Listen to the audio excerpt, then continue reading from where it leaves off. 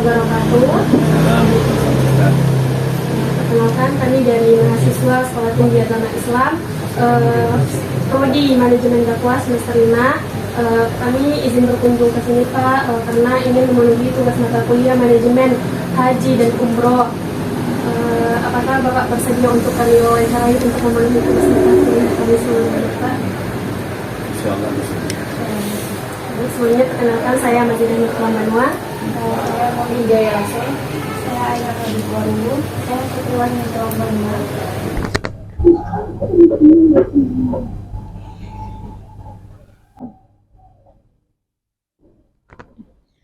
Baik Pak, pertanyaan pertama dari kami, bagaimana sistem evaluasi perekrutan, bimbingan, dan pengawasan di KBIH khususnya di Kepulauan Nias? Pertama dulu bahwa pelaksanaan bimbingan ibadah haji ini kan dilaksanakan oleh lembaga masyarakat dan keagamaan lembaga sosial ya, betul masyarakat untuk membimbing ibadah. Nah, lembaga-lembaga KBIH ini melakukan diri di Kementerian Agama. Jadi seperti misalnya ada yang melaporkan diri di Kementerian Agama Pusat, ada di Kementerian Agama Provinsi, tentu akan di SK-kan sebagai KBIH resmi oleh pemerintah. Nah, seperti misalnya ada KBIH misalnya apa yang lainnya, misalnya Al-Maqbul misalnya. Nah, Al-Maqbul ini itu dicatat semua alamatnya di mana siapa pimpinannya, siapa pengurusnya, itu wajib diketahui oleh Kementerian Agama sebagai pemerintah. Nah, KBIH ini nanti itu dikontrol oleh pemerintah, karena ada juga lembaga-lembaga KBIH yang kadang-kadang menyalahi dari tugas-tugasnya sehingga mengecewakan jemaah.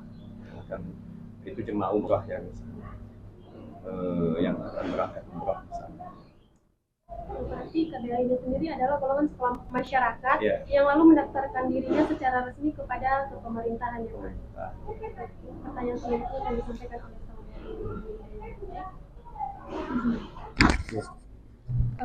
Yang menjadi pertanyaan saya, apa tugas dan kewajiban pembimbing haji di khususnya Kota Gunung Sitoli sebelum dan sesaat setelah ibadah haji? Iya. Pembimbing haji ini kan itu direkrut oleh Kementerian Agama melalui ujian yang dilaksanakan oleh Kementerian Agama. Maka tugas pembimbingan haji ini pembimbing ibadah namanya, adalah mendampingi para calon jemaah haji untuk dalam melaksanakan rukun haji, baik itu rukun baik yang wajibnya maupun yang sunnah-sunnahnya. Jadi pembimbing ini tidak semua orang bisa menjadi pembimbing ibadah haji. Pembimbing ibadah haji ini lebih ditekankan ketika pembimbing ini mendapatkan ada sertifikat yang dikeluarkan oleh lembaga baik pemerintah maupun lembaga formal yang lainnya untuk menjadi pembimbing ibadah. Berarti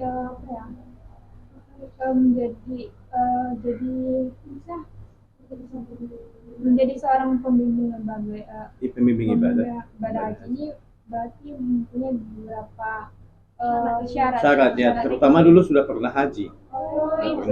Ya, jadi tidak boleh, walaupun pandai ilmu, dia menguasai teori haji, tapi kalau belum menjadi benar-benar haji tidak bisa jadi pembimbing ibadah.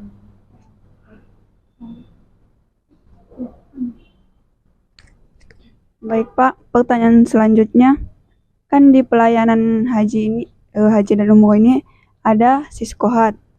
Itu kan sistem informasi komputerisasi haji terpadu.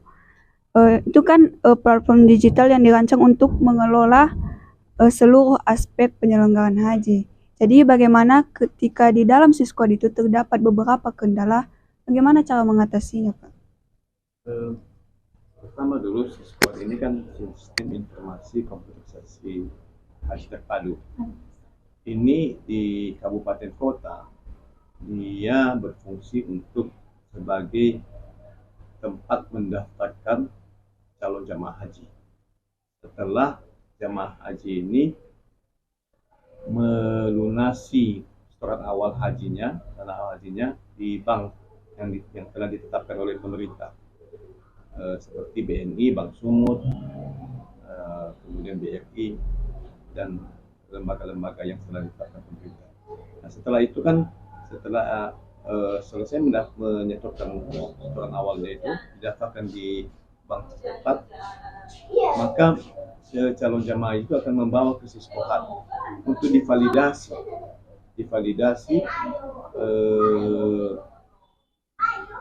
Di sana kan sudah terbit nomor kursi, maka nanti di sini di Kemenak, di Siskohat akan divalidasi. Kemudian di Siskohat ini juga berfungsi sebagai tempat membatalkan calon jamaah haji yang sudah terdaftar. Hal-hal yang menyebabkan ini dibatalkan, misalnya dia sudah meninggal dunia, itu bisa dibatalkan, dan ini melalui Siskohat. Kemudian Siskohat ini kan berhubungan langsung dengan Siskohat pusat. Kemudian bisa juga digantikan sama ahli warisnya. Nah, melalui Siskohat ini juga, misalnya ada calon jemaah haji meninggal dunia, oleh permintaan keluarga digantikan sama anaknya, itu melalui Siskohat. Nah, biasanya kendala-kendala yang terjadi di Siskohat ini, misalnya kerusakan jaringan terganggu, kemudian kerusakan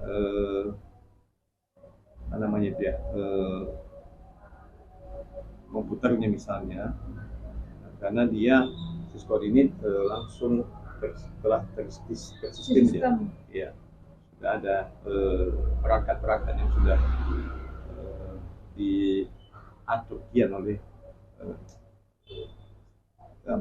di aplikasi Siskohat.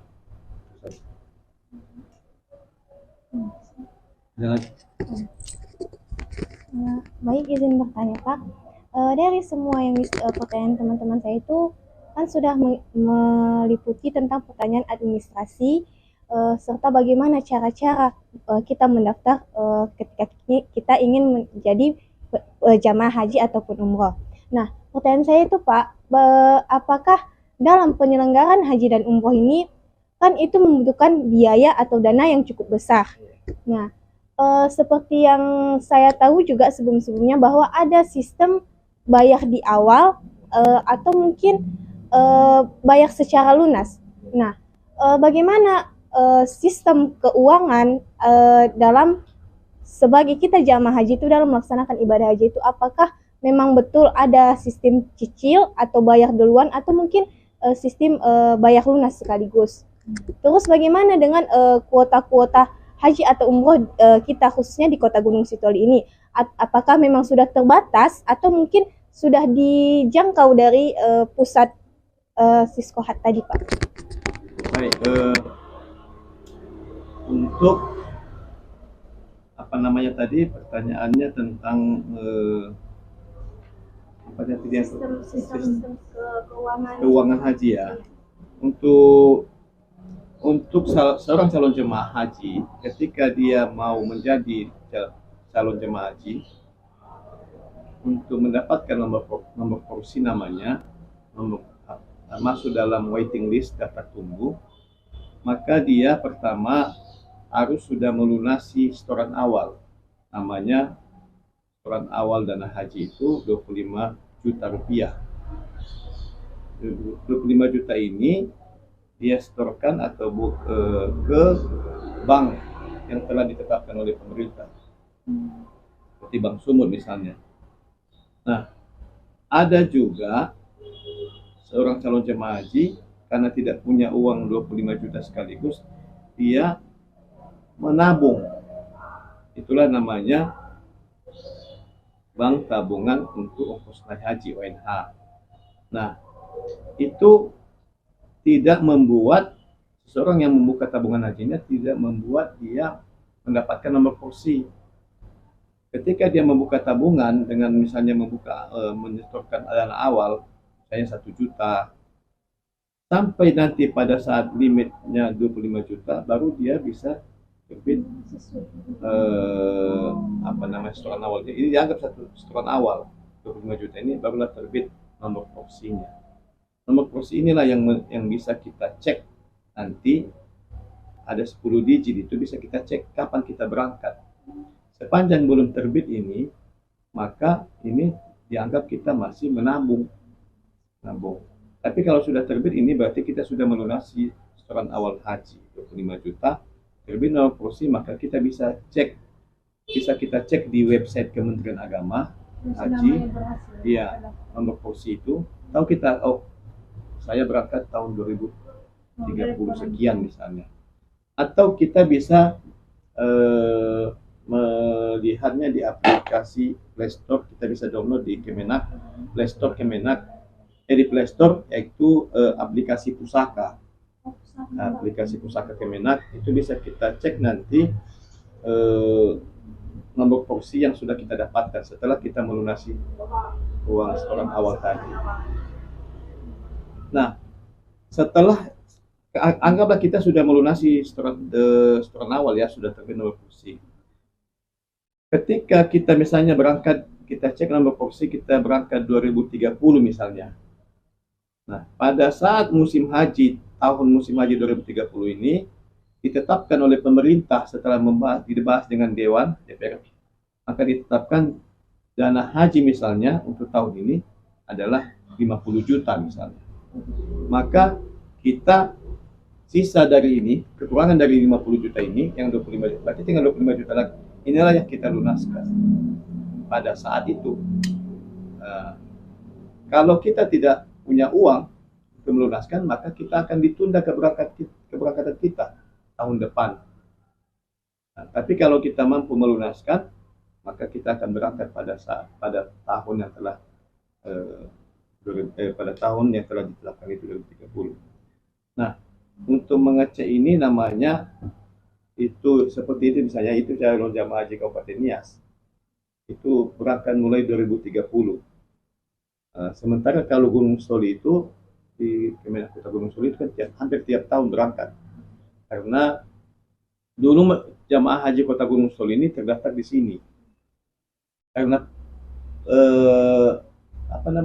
pemekaran wilayah, maka jamaah haji yang ada terdaftar di Kabupaten Nias ini orang Gunung Soli dipindahkanlah ke Kota Gunung Soli.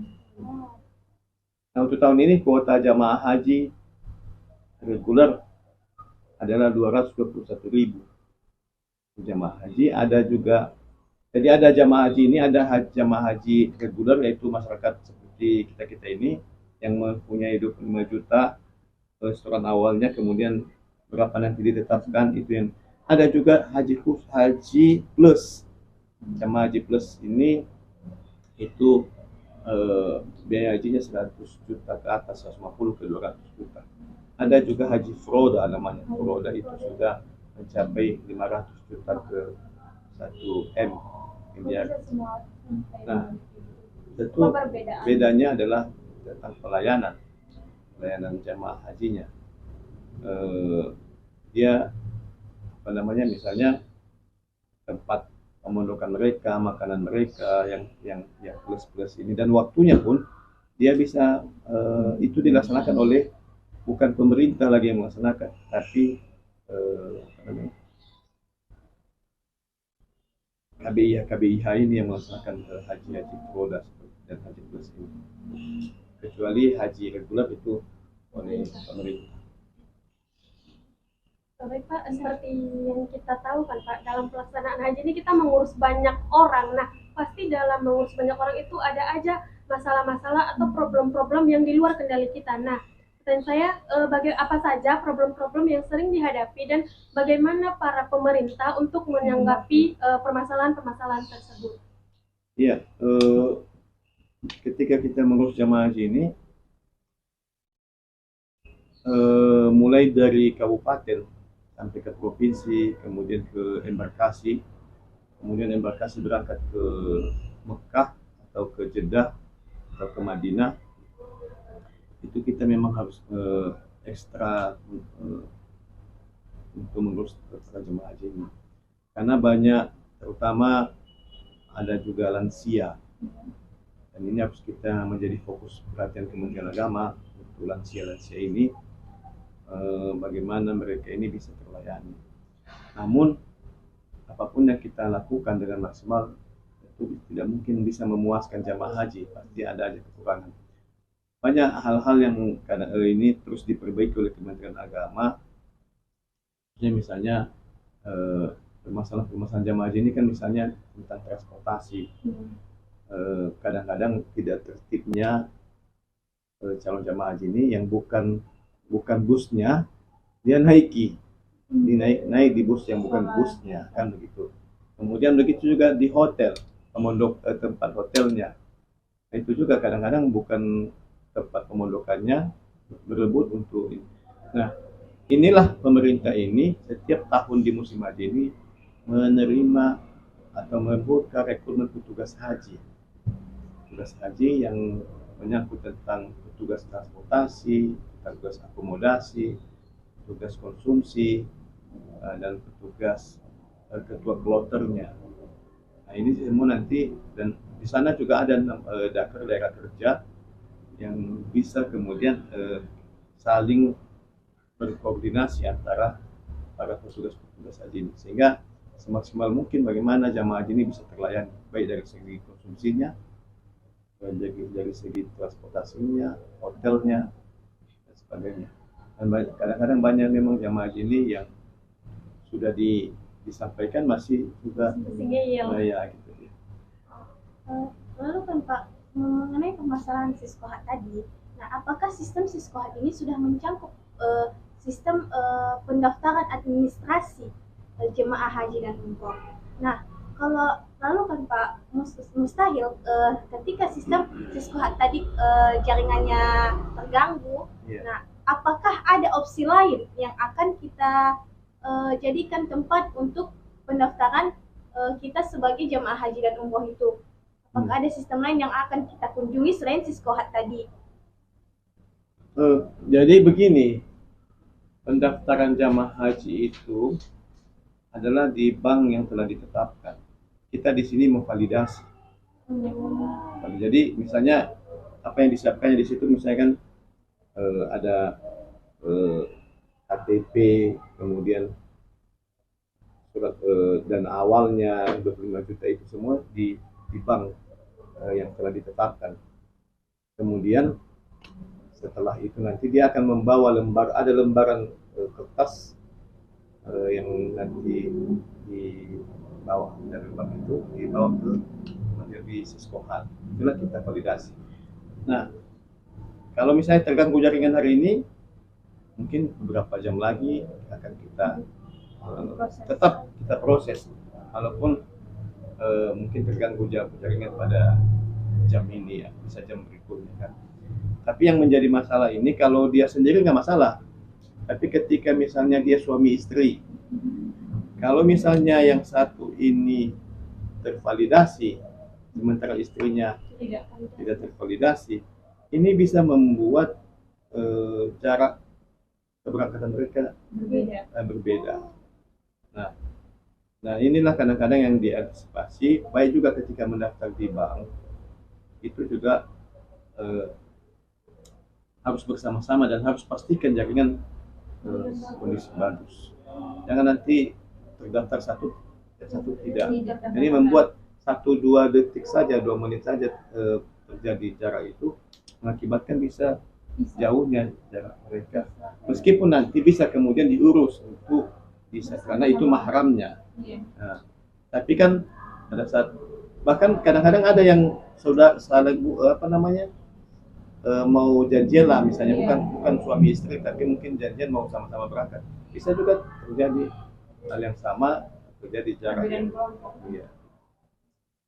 Itu akibatnya kalau satu lewat. Tapi kalau sendiri nggak masalah kita Misalnya kan jam 10 kan, cuman bisa menentukan tahun berapa kita berangkat, karena dia hitungannya secara nasional, bukan per kuota kabupaten kota. Nah, dia hitungannya kuotanya nasional. Kan ditetapkan kuota jamaah haji per provinsi di sekian. Nah, itu ketika mendaftar itu kan itu langsung terdaftar langsung di pusat.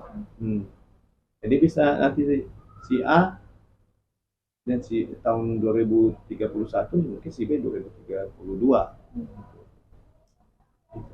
Lalu kan Pak, orang Bapak ini kan penyuluh haji dan umroh.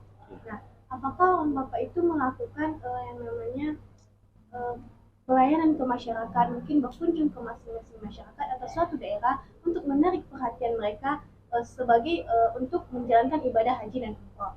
Nah, jika memang dilakukan hal seperti itu, Pak, apa ada hal yang bisa memotivasi kami anak-anak muda untuk bisa menabung melaksanakan ibadah haji dan umroh tersebut? Karena di zaman sekarang banyak anak muda yang memiliki penghasilan yang cukup tapi kurang tertarik dengan melaksanakan ibadah haji dan umroh itu, karena kendala yang pertama itu mereka selalu menunggu. Mereka menunggu, jadi kendala tersebut membuat masyarakat atau anak muda zaman sekarang susah untuk mengikuti ibadah haji dan umroh tersebut. Baik, mengingat waiting list daftar tunggu jamaah haji ini itu 10 ke 20 tahun masa tunggunya, maka saya sarankan kita generasi muda supaya bisa mendaftar sekarang ini di usia muda, karena bisa kita hitung nanti kalau misalnya contoh misalnya ya ini mendaftar, coba lihat di atas itu tahun berapa dia mendaftar. 2016 dia harus berangkat 2030, berapa tahun sudah jaraknya? Itu hampir 15 tahun lebih. Nah, itu mendaftar 2016. Seandainya mendaftar semakin lama, jamaah minat orang berjamaah menaik haji ini semakin banyak, terutama di Jawa. Di Jawa itu petani-petani itu malah hasil tani itu untuk berangkat untuk daftar jadi calon jamaah haji. Nah, mereka inilah yang kita antisipasi. Makanya di umur yang muda seperti ini silakan mendaftarkan diri kalau sudah punya uang. Kalau tidak, bukalah tabungan hajinya. Kita selama ini kan bermitra dengan Bank Sumut untuk buka tabungan haji. Ya bisa 500.000 pertama, tapi usahakan istiqomah. Nah, yang kedua, kita juga untuk membantu masyarakat ini yang punya animo naik haji tapi tidak punya uang, maka kita membuka kerjasama dengan Pegadaian. Di Pegadaian itu ada satu program namanya Arumi Haji. Arumi Haji ini kita punya emas 3,5 gram, kita serahkan ke gadekan di Pegadaian, maka dia akan membayar 25 juta biaya angsuran awal kita sehingga terbilang nomor porsi kita. Nah, uang gadai emas tadi itulah yang 3,5 tadi, berarti kita melunasi yang 25 juta ini secara cicilan. Nanti ada programnya di Pegadaian, sampai terlunaskan 25 juta ini, maka kita dikembalikanlah emas kita tadi. Yang kita ambil di sini adalah untuk mendapatkan nomor porsi ini dengan masa tunggu yang sangat jauh, 15 ke 20 tahun, maka terjawab kita pada saat nanti misalnya 25 juta ini kalau kita komitmen ya, maka kita bisa melunasinya dalam mungkin 5 tahun dengan perjanjian dengan Pegadaian. Kita cicil. Nah, itu kan kita bisa punya kesempatan untuk berangkat pada misalnya kita mendaftar 2025. Berarti kita di masa tunggu 20 tahun, berarti berapa lagi? Tahun 2045. Berapa umur kalian di situ? 30-an, 30-an lebih. Berarti masih energik untuk melaksanakan ibadah haji, masih bisa melaksanakan rukun-rukun haji, sunnah-sunnah haji. Tapi bagi yang sudah tua-tua tentu harus dibantu oleh oleh petugas. Lalu kan Pak, kan tadi Bapak sampaikan bahwa dalam pembiayaan ibadah haji dan umroh ini bekerja sama dengan pegadaian. Contoh salah satu partner kita lah. Nah, di pegadaian itu kan kita mungkin memberikan emas kita, Iya, 3,5. 3,5 kan. Lalu kita cicil. Ya, nanti kan kita kasih 25 juta, dia melunasi 25 juta. Nah, bagaimana jika dalam sistem kita melunasi itu ada tunggakan atau mungkin bulan ini kita bayar atau bulan depan tidak kita bayar, apa sanksinya, apa yang akan terjadi gitu. Itu nanti itu kan perjanjian kita dengan pihak pegadaian. Kita dari Kementerian Agama tidak punya hubungan tentang itu. Lalu kan Pak, bagaimana kalau kita sudah buat cicilan ini, contohnya dia seorang mu'alaf yang dia itu mu'alafnya sendirian, terus di tengah-tengah dia lagi menyicil itu dia mengalami masa sulit atau meninggal dunia. Lalu bagaimana dengan biaya yang sudah dibayarkannya? Contohnya dia sudah bayar, tinggal sisa 5 jutaan lagi. Bagaimana dengan dana yang sudah banyak yang sudah ini dicicil? tabungan atau ya, tabungannya, cicilannya itu juga bagaimana pihak pemerintah itu mengembalikan, atau bagaimana sedangkan posisinya di situ dia seorang mu'alaf yang hanya mu'alaf sendiri di antara keluarganya? Kalau posisinya dia mu'alaf misalnya, berarti itu kan pada prinsipnya dulu itu uangnya harus dikembalikan. Tentu yang menerimanya ahli warisnya. Nah itu nanti bagaimana dengan pihak bank itu, apakah dikembalikan kepada ahli warisnya meskipun tidak seagama dengannya, atau ada hal-hal yang lain, mungkin bagaimana perjanjian dengan itu kita tidak masuk di situ di Kementerian Agama. Pemerintah sendiri tidak Karena itu kan tabungan. Kecuali dia sudah melunasi 25 juta tadi, sudah terbit nama posnya, sudah terdaftar di Siskohat, maka pemerintah wajib mengembalikan itu kalau misalnya dia meminta. Dan itu ketika dikembalikan pun itu harus diminta siapa ahli warisnya, dan itu akan kita cek juga bagaimana jika misalnya seharusnya sebenarnya pada saat dia mendaftar itu dia antisipasi juga kalau misalnya dia itu kan tunggal, tidak punya saudara lagi yang muslim. Nah kalau kita kembalikan kepada keluarganya, sementara mereka itu kan sudah tidak lagi muslim. Nanti itulah dari awal sudah buat kesepakatan perjanjian. Jadi harusnya dari awal itu sudah ada perjanjian antara Bisa saja mungkin diserahkannya kepada nanti serahkan kepada orang lain yang membutuhkan.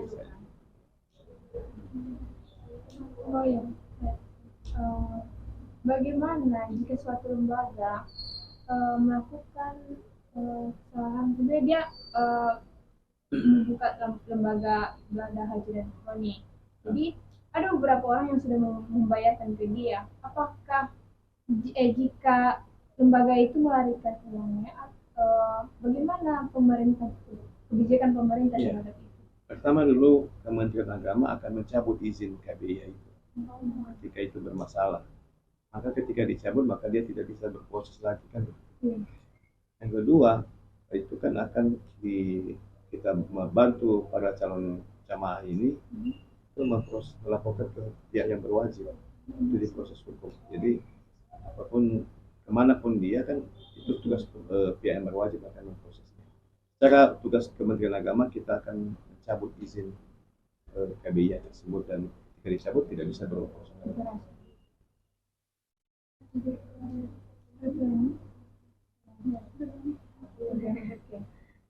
Baik Pak, mungkin itu saja yang bisa kami tanyakan di sini ini. Sebelumnya terima kasih banyak sudah meluangkan waktu. Semoga ilmu yang Bapak berikan kepada kami bisa kami manfaatkan dengan sebaik mungkin, serta Bapak juga diberi balasan dari Allah Subhanahu wa taala.